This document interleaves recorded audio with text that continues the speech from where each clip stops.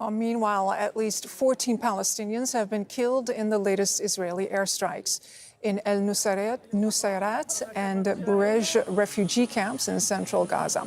3 homes were targeted. Israeli forces have also bombed a car in El Nusayrat, killing 3 civilians. All right, Hani Mahmoud joins me live now from Deir al-Balah in central Gaza via phone. Hani, what more can you tell us about the Israeli troops' pullback from northern Gaza? Yes, well, perhaps the most accurate description of what's going on right now, given the history of this pattern of behavior by the Israeli military, it's nothing more than a tactical withdrawal, still giving the Israeli military and its occupying forces on the ground the upper hand in maneuvering and reoccupying areas in the northern part.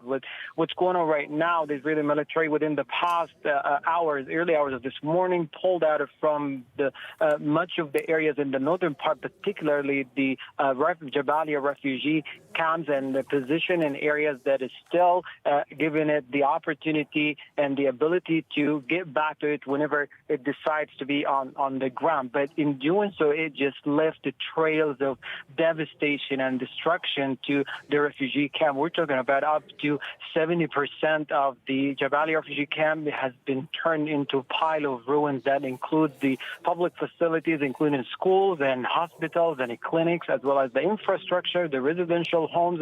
A particular area in the Jabalia refugee camp, there used to be a thriving commercial area at the heart of the refugee camp, has been turned into more of a wasteland. The people are going back to check on their homes, to inspect on what they are able to salvage from these residential homes, but it's all in vain. There is nothing to salvage, as it's either destroyed, severely damaged, or was set on fire by the Israeli military. Right now, what paramedics and civil defense are doing, they're trying to collect the bodies in areas that they were not able to reach within the past weeks. The past 20 days have been very difficult, relentless air attacks, and heavy artillery shelling prevented paramedics, civil defense, and volunteers to get to these areas, remove bodies. As of today and within the past couple hours, they've been able to recover some of these bodies either from the streets or from under the rubble. They are largely deceased and been all transferred to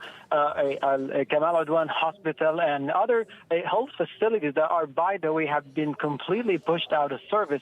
When we talk about healthcare facilities in the northern part, they're nothing but a standing skeleton now. They don't offer any medical services whatsoever. We are literally talking about a complete cessation of medical services in the northern part, and they serve right now nothing more of a morgue for the bodies that are removed from the streets or from under the rubble. The Israeli military withdrew from the areas, but did not announce, which is very important right now, it did not announce an end of the military operations in northern part, which means there is a chance that it's going back again, and the likelihood of killing more people, causing more destruction, are very high. Very high. And Hani, we understand that overnight there were more intense Israeli airstrikes elsewhere?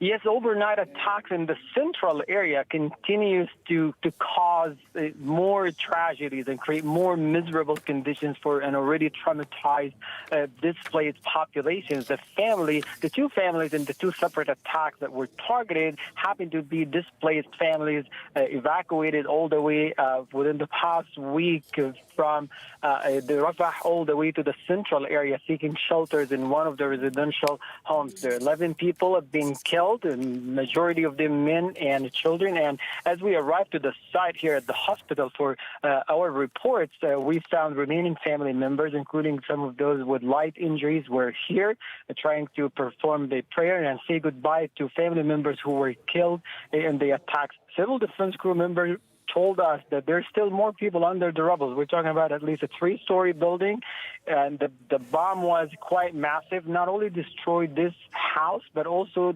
causing a great deal of damage to the surrounding areas, pushing people into further internal displacement. On a separate attack, a car that was carrying 3 family members who just turned their kitchen, that's a private business, into a point for free meal distribution for displaced families were killed on their way to an area that is better known among Gazan here as a tikiya, place to offer free meals for displaced families. They were killed as they were preparing free meals for these displaced families.